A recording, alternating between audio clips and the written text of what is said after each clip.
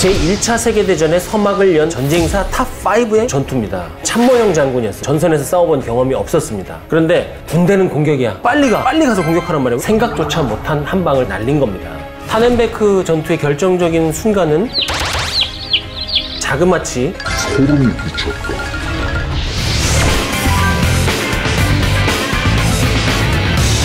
이 전투는 전쟁사 좋아하는 분이 있다면 바로 한 문장 듣고 알아맞추실 수 있을 거예요. 지략으로 병력의 분리를 뛰어넘은 대표적인 전투 사례로 언급되어 왔습니다. 바로 타넨베크 전투입니다. 1914년 8월 말 동프로이센, 여기서 독일군하고 러시아군이 벌인 전투입니다. 제1차 세계대전의 서막을 연 초기 전투다 이렇게 얘기를 하고요. 전쟁사학자들이 가장 많이 연구한 전투이기도 합니다.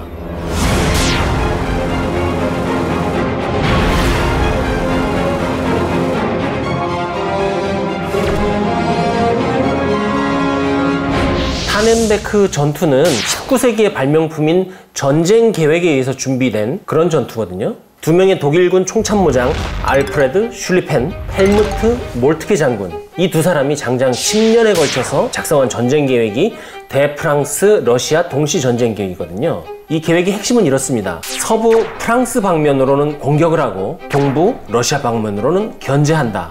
독일군이 가진 힘을 서부 전선에 집중을 해서 조기에 프랑스 등을 점령한 후에 장기전 체제로 전환을 해서 그 후에 러시아를 상대한다면 승산이 높을 거다 이렇게 판단을 했던 것이죠. 1914년 8월 3일 독일의 벨기에 침공으로 제1차 세계대전이 시작됐을 때 독일군이 이 슐리핀 계획대로 움직인 거죠. 그런데 독일의 예상하고는 전혀 다르게 러시아가 굉장히 적극적으로 빠르게 공세를 취합니다. 이 러시아가 파병한 부대는 제1군, 제2군인데 보병 72개 사단, 그리고 7개 기병사단이 있었죠. 숫자상으로만 따지면 동프로이센 방면에 있던 독일군의 8배에 달했습니다. 러시아군은 처음에 승리를 자신했습니다. 러시아 제1군 사령관인 파벨 렌넨캄프, 그리고 제2군 사령관인 알렉산더 삼소노프 장군은 바로 그 앞에 있었던 러일 전쟁에 참전한 노련한 지휘관이기도 했거든요.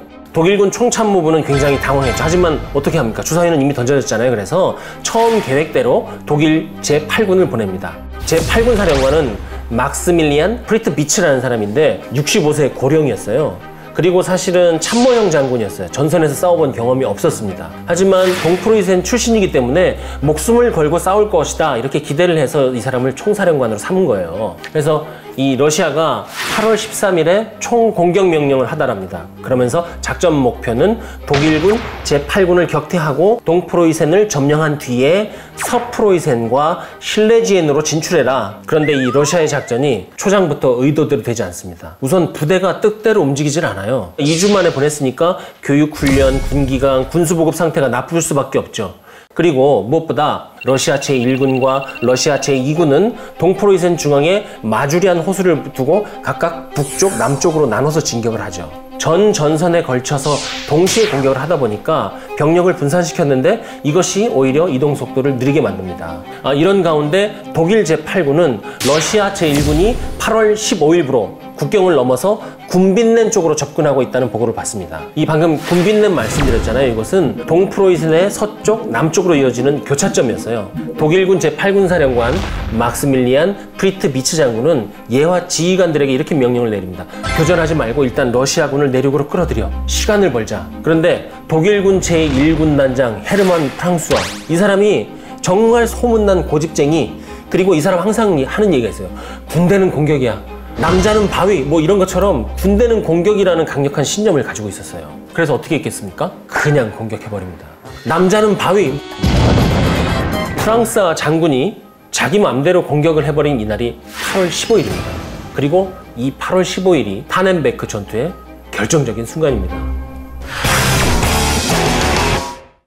자, 이 독일 제1군단이 어떻게 하냐면 8월 17일 군빈넨으로 접근하는 러시아 제1군의 선두부대를 스탈루페네, 이쪽에서 야간 기습해요. 러시아군이 여기에서 불의의 일격을 당하고 그만 멈춰버립니다. 러시아 제1군으로부터 200km 떨어져 있던 제2군도 멈춰요. 그만큼 생각조차 못한 한 방을 프랑스와 장군이 날린 겁니다.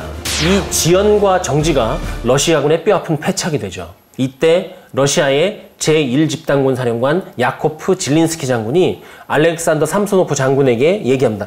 너 빨리 가서 공격하란 말이야. 왜 멈춰 있어? 그래서 안 그래도 엉망진창 우당탕탕인 부대가 뭐 이래저래 있는 것 다 주워 모아서 빨리 공격하러 다시 출발합니다. 그러는 동안 러시아 제1군은 전열을 그나마 조금 정비를 했어요. 그리고 공격을 재개합니다. 하지만 그 반대편에 있던 독일군 제8군 주력에게 군빈낸 일대에서 방어 준비할 시간을 줬다는 것. 이 산발적이었던 교전이 8월 20일쯤 되면은 본격화되기 시작하거든요. 그때부터는 사실은 독일군이 점점 밀립니다. 왜? 워낙 병력 차가 많이 났기 때문에.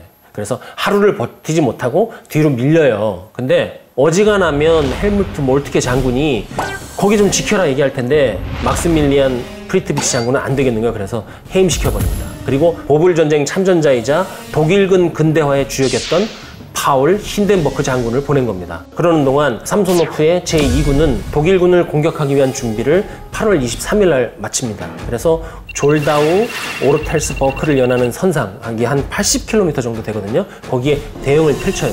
여기는 러시아 제1군이 위치한 곳으로부터 250km 정도 떨어진 곳이었어요. 8월 24일 양측의 교전이 시작되죠. 러시아 제2군의 제15군단 그리고 독일 제20군단이 먼저 정면에서 맞붙습니다. 독일 제8군 사령관 힌덴버크 장군이 1군단의 프랑스 장군한테 얘기해요. 지금 쟤네 엉망진창이야. 바로 공격해라. 이렇게 지시를 하는데 헤르만 프랑스 장군이 제 포병이 아직 도착 안 했는데요. 우리 공격할 준비 안 됐어요. 그래갖고 공격을 안 해버려요. 그러는 사이에 북쪽에서 독일 제17군단 1예비군 군단이 러시아 제2군의 동측을 포위하기 위해서 남쪽으로 빠르게 내려오죠. 그리고 헤르만 프랑스 장군이 측면 공격을 하죠. 우연히 지배하는 전장에서 천시 지리를 붙잡은 결정적인 공격이었죠. 설상가상으로 아까 독일 제17군단이 남쪽으로 내려오고 있었다고 그랬잖아요. 그 17군단의 일부가 동측방을 또 막고 공격을 하기 시작합니다. 이렇게 해서 독일군 20군단, 1군단, 제17군단에 완전히 사방으로 둘러싸여서 포위가 됐습니다. 말 그대로 사면초가에 빠진 것인데 이걸 또 군에서는 솥에 집어넣고 뚜껑을 닫은 후에 끓인다 이렇게 표현을 하죠. 그래서 8월 29일에서 8월 30일 사이에 러시아 제13군단, 15군단, 23군단이 한꺼번에 투항합니다. 3개 군단이 동시에 항복을 해요. 포로가 무려 92,000명이었는데 러시아군의 피해는 이때 5만이었거든요. 이 피해의 2배에 달하는 인원들이 그냥 완전히 항복한 거예요. 알렉산더 삼소노프 장군이 충격을 받고 독일군 제1군단의 포위 공격이 시작됐던 바로 그것, 윌렘버크 근처의 숲으로 들어가서 안 나옵니다. 1914년 8월 30일 권총으로 자결했다고 해요. 독일군은 애초의 계획과 물론 많은 것이 틀어졌어요. 그럼에도 불구하고 서부 전선에 집중을 할 수 있었고 타넨베크 전투에서 승리할 수 있었습니다. 이후에 어떻게 되느냐? 러시아 제1군 사령관 렌넨캄프가 전열을 재정비해서 반격을 했고 이 동부전선에서 부분적인 승리를 거둡니다. 하지만 그 과정에서 러시아 제1군의 전투력이 전부 다 소진되어 버려요. 그래서 한 해 뒤인 1915년까지 그냥 거기 있다가 그냥 돌아갑니다. 그리고 이 모든 사태에 대한 책임을 지고 제1집단군 사령관이었던 야코프 질린스키 장군은 프랑스 무관으로 전보됩니다. 탄넨베크 전투의 결정적인 순간마다 나온 것은 프랑스와 장군의 결단이 있었던 것이죠. 자신만의 관점으로 그 전장을 판단을 하고 그 전장에서 승리를 위해서 가장 필요한 것이 무엇인가를 직접 결정한 것이죠. 결국 프랑스와 장군의 그 의사결정이 이 전투에서의 결정적인 전환점을 마련한 셈이죠.